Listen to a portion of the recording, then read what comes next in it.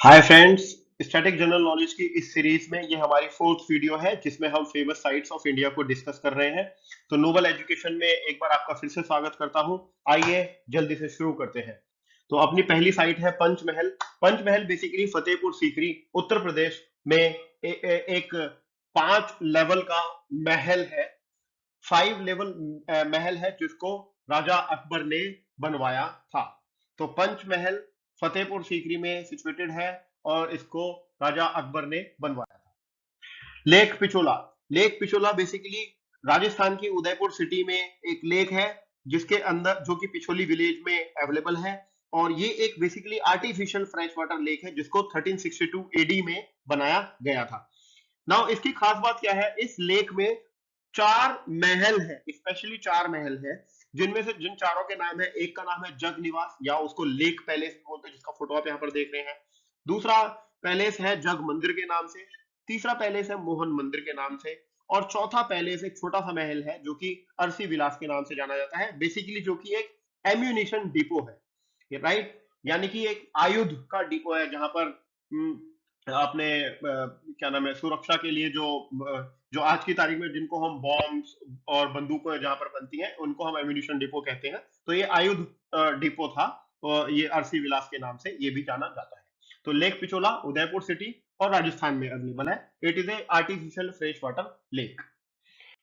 Next site is Chhatrapati Shivaji Maharaj Vastu Sangrahalaya. तो ये मुंबई में है, साउथ बॉम्बे में अवेलेबल है, गेटवे ऑफ इंडिया के बहुत ही पास है। और इसको 20th सेंचुरी में जो प्रोमिनेंट सिटीजन थे मुंबई के उन लोगों ने मिलकर बनाया था। जो George V, prince of Wales, उस समय के जो प्रिंस ऑफ वेल्स थे जॉर्ज वी, उनके स्वागत के लिए इसको बनाया गया था। और ये गेटवे ऑफ इंडिया के पास में है। और इस म्यूजियम का 1998 में नाम बदल के महाराजा छत्रपति शिवाजी के नाम पर रख दिया गया था। और जो कि हमारे मराठा मराठा एम्पायर के फाउंडर थे, उनके नाम पर इसका नाम बदलकर रख दिया गया था। तो अब इसको हम बोलते हैं छत्रपति शिवाजी महाराज वास्तु संग्रहालय। और ये मेन मुंबई में अवेलेबल है, बिल्कुल गेटवे ऑफ इंडिया के पास में। अपना नेक्स्ट जो लीजेंडरी आप देख रहे हैं यहाँ पर, एक लीजेंडरी फोटो, एक लीजेंडरी मॉन्यूमेंट है जिसका नाम है कुतुब मीनार, या फिर हम उसको कुतुब मीनार या फिर कुतुब मीनार भी बोलते हैं। और ये जो मीनार है इसको विक्ट्री टावर के नाम से भी जाना जाता है। ये जो मीनार है ये कुतुब कॉम्प्लेक्स में एक सिंगल मीनार है। इसके साथ ही आसपास में गार्डन है और बाकी की भी चीजें हैं जो कि यूनेस्को की एक वर्ल्ड हेरिटेज साइट है। और ये जो सिचुएशन जो ये सिचुएटेड है, ये जो स्थित है ये न्यू दिल्ली के मेहरौली एरिया में स्थित है। नाउ सबसे स्पेशल बात क्या है, कुतुब मीनार को जो डिफरेंट बनाता है, जो स्पेशल बनाता है, वो बात है इसकी हाइट 72.5 मीटर। और आपको जान के हैरानी होगी कि ईंटों से बनी हुई मीनार में अपनी तरह की ये एक स्पेशल मीनार है जो कि लगभग जो कि दुनिया की सबसे ऊंची मीनारों में से एक है। और सबसे ऊंची मीनार यही है इनफैक्ट। तो 72.5 मीटर की हाइट के साथ में ये एक सबसे ऊंची मीनार बन जाती है जो कि ईंटों के द्वारा बनाई गई है। तो याद रखिएगा कुतुब मीनार जो कि कुतुब कॉम्प्लेक्स के अंदर है, यूनेस्को वर्ल्ड हेरिटेज साइट है, न्यू दिल्ली मेहरौली एरिया में ये है। और इसकी हाइट जो है, इसकी हाइट 72.5 है। नाउ अगला लेजेंडरी मॉन्यूमेंट है रेड फोर्ट। हम सभी को मालूम है रेड फोर्ट दिल्ली में है, लाल किला दिल्ली में है। और इसको महाराज शाहजहां ने बनाया था। इसको मुगल एम्परर्स का ये मेन रेसिडेंस था, यहाँ पर वो लोग रहते थे। और जब मुगलों ने अपनी जो राजधानी थी वो आगरा से दिल्ली शिफ्ट की, तब उन्होंने इस महल का निर्माण करवाया अपने रहने के हिसाब से। और इसके जो इसका निर्माण किया गया था वो आर्किटेक्ट उस्ताद अहमद लाहौरी, जिन्होंने ताजमहल भी डिजाइन किया था, उन्होंने इसको भी डिजाइन किया है। और उनके सुपरविजन में ही ये लाल किला बनाया गया है। Now this is also a 2000 as per 2007 UNESCO world heritage site list. This is also a part of you know heritage site in UNESCO. And आपको जान के हैरानी होगी कि आगरा में भी एक सिमिलर टाइप की कंस्ट्रक्शन है, एक सिमिलर टाइप का फोर्ट है जिसको अभी हम पुराना किला बोलते हैं। लेकिन 1638 से पहले इसको भी लाल किला ही बोला जाता था। और ये जो आगरा का जो लाल किला है या पुराना किला है उसको भी यूनेस्को की वर्ल्ड हेरिटेज साइट में रखा गया है। और ये ताजमहल से सिर्फ 2.5 किलोमीटर की दूरी पर सिचुएटेड है।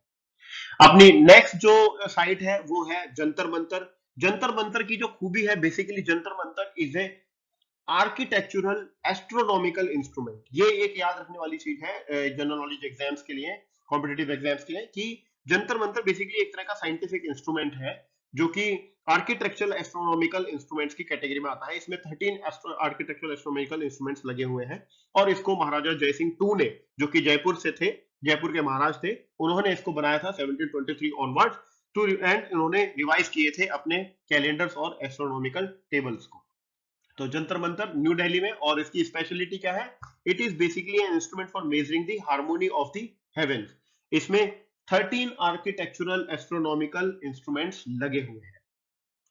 देन नेक्स्ट साइट है अपनी एलोरा की गुफाएं, और एलोरा की गुफाओं में कैलाशा या फिर कैलाशनाथ टेम्पल, जो कि largest rock cut Hindu temples में से एक है, वो जो है ये एक स्पेशल साइट इसको बनाता है।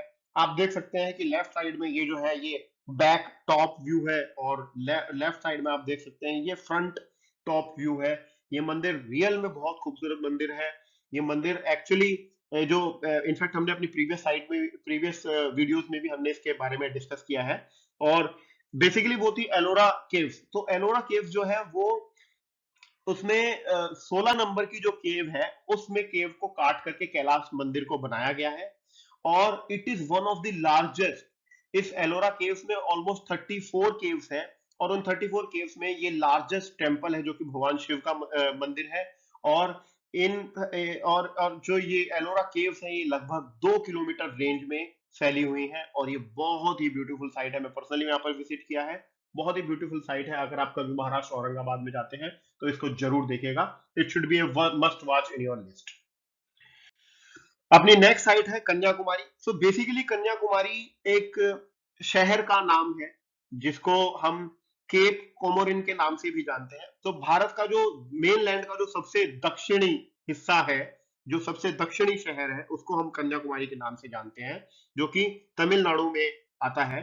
और ये बेसिकली इसको हम कई बार बोलते हैं it is the lands and, क्योंकि ये भारत की जो मेन लैंड है उसमें, भारत के नक्शे में जो मेन लैंड है उसमें ये सबसे दक्षिणी हिस्सा है। And it is at the tip of peninsular India, right. It is the confluence. Basically यहाँ पर अगर आप देखोगे तो यहाँ पर तीनों अरब सागर, बे ऑफ बंगाल और इंडियन ओशियन, तीनों आकर के मिल जाते हैं। और ये जो टाउन है बेसिकली कन्याकुमारी, ये लगभग नागरकोइल 20 किलोमीटर, नागरकोइल से 20 किलोमीटर दूर है, जो कि कन्याकुमारी का हेडक्वार्टर है, right now. And this is almost 90 kilometre two of the south of Thiruvananthapuram, जिसको हम पहले त्रिवेंद्रम के नाम से जानते थे, नाउ इसको हम त्रिवनंतपुरम के नाम से जानते हैं, which is the capital of Kerala. तो केरला की कैपिटल से लगभग 90 किलोमीटर साउथ की तरफ है, और नगर कोइल जो कि कन्याकुमारी का हेडक्वार्टर है, वहां से 20 किलोमीटर की दूरी पर है। नाउ दोस्तों, ये मत सोचिएगा कि कन्याकुमारी हमारे देश का, भारत देश का, हिंदुस्तान का साउथर्न मोस्ट पॉइंट है। ये गलत होगा, ये कहना गलत होगा। मेनलैंड इंडिया का ये साउथ मोस्ट पॉइंट है, दैट इज ट्रू। बट अगर हम इंडिया एज ए कंट्री की बात करते हैं, तो जो साउथर्न मोस्ट पॉइंट है वो होगा Indira point. Indira point basically Andaman Nicobar islands में जो सबसे ज्यादा साउथ पॉइंट है, जो सबसे ज्यादा साउथ लोकेशन है, that is basically called Indira point. और ये एग्जामिनेशन पॉइंट से बहुत इंपॉर्टेंट पॉइंट है। अगर आप देखते हैं क्वेश्चन में, अगर ये आता है मेनलैंड इंडिया में what is the south most, या what is the maximum south point of India, mainland India, then it will be Kanyakumari district. Otherwise अगर पूछते हैं एज ए कंट्री इंडिया का, ऑप्शन में आपको दिया हुआ है Indira point, then Indira point will be the right option for southern most point of India, as this is available in Andaman and Nicobar island. Next, very legendary, monument, which is Taj Mahal, the crown of all palaces, सभी महलों का राजा, सभी महलों का मुकुट। अ, ये basically एक Ivory white marble से बनाया हुआ, जो कि यमुना रिवर के साउथ बैंक पे बनाया है, आगरा सिटी में। एक बहुत ही भव्य मॉन्यूमेंट है, एक कॉम्प्लेक्स में, एक मतलब इसकी जो जो मनोरम दृश्य हैं इसके, वो देखते ही बनते हैं। बेसिकली इसको बनाया था मुगल शाहजहां मुगल एम्परर शाहजहां ने जो हमारे मुगल राजा थे शाहजहां, उन्होंने इसको बनाया था। इसकी जो बनावट शुरू हुई थी वो 1632 से शुरू होके लगभग 1653 तक उन्होंने बनाया था। और ये बेसिकली उनकी जो सबसे फेवरेट वाइफ थी। अच्छा, ये भी एक बात याद रखने वाली है कि शाहजहां की कई बीवी थी, मतलब कई वाइफ थी। उनमें से जो सबसे फेवरेट थी वो मुमताज महल थी। और उनकी याद में उन्होंने उनके मकबरे के तौर पर जो है इस ताजमहल को बनवाया था। और साथ ही में उन्होंने ये जो ताजमहल है ये उनका भी टॉम है, उनका भी मकबरा है, शाहजहां का भी यही मकबरा है। नाउ इसकी जो एस्टिमेटेड कॉस्ट थी उस समय जब इसको बनाया गया था, उस समय इसकी कॉस्ट थी 32 मिलियन रुपीस के आसपास। बट आज की तारीख में अगर आप इसकी कॉस्ट देखते हो 2020 में, तो इसकी कॉस्ट है 70 बिलियन रुपीस।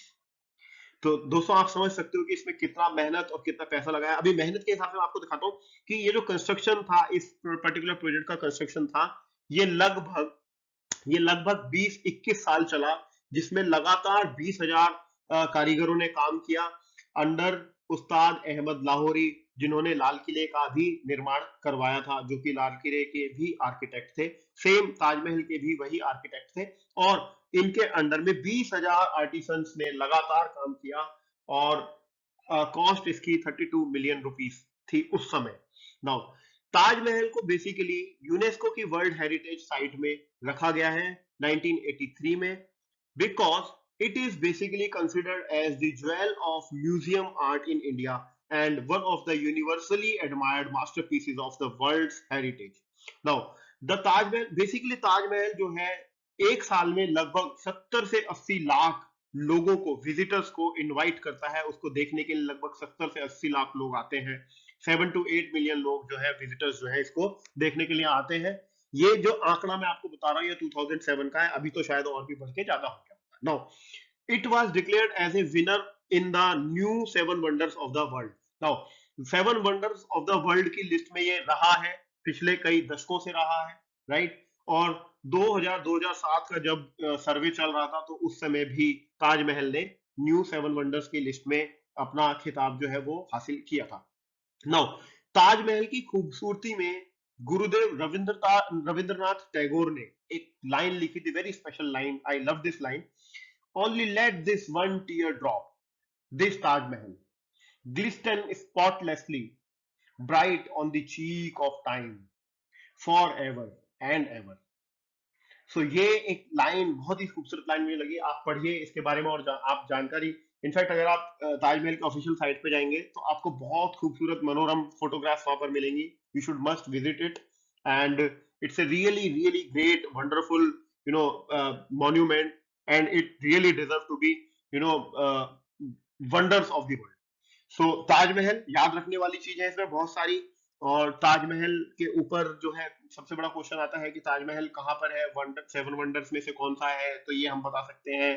कितने इससे क्वेश्चन आते हैं कि कौन आर्किटेक्ट था, तो उस्ताद अहमद लाहौरी थे। कितने लोगों ने काम किया, 20,000 लोगों ने इस पे काम किया। कितने साल तक इसका काम चला, 1632 से 1653 तक चला। कौन सी वाइफ के लिए इन्होंने शाहजहां ने जो है इसको बनवाया था, मुमताज महल के नाम पर बनवाया था। So these are the general knowledge related questions.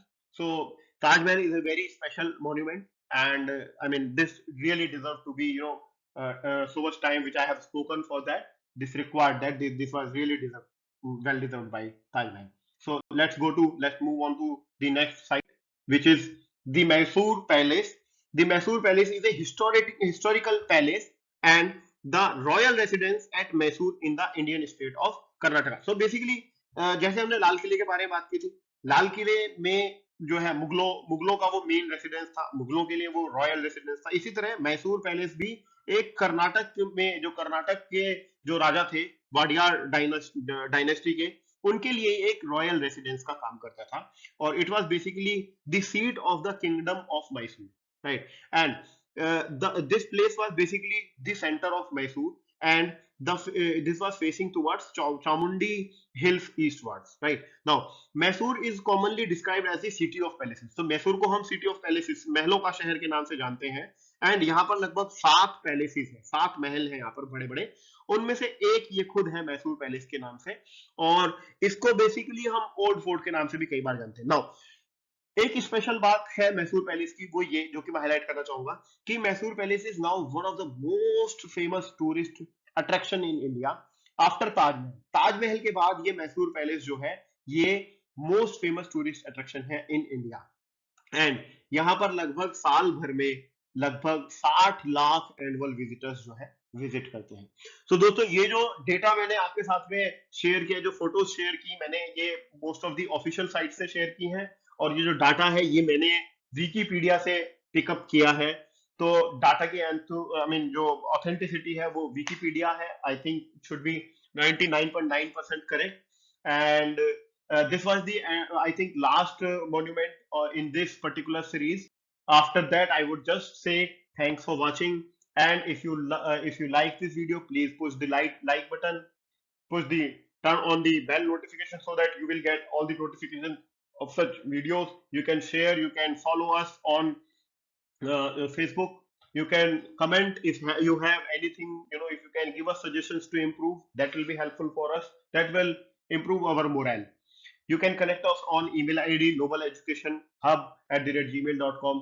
So again, friends, thanks for watching, and soon we will be bringing more such videos. So be in touch, keep on watching. Thank you.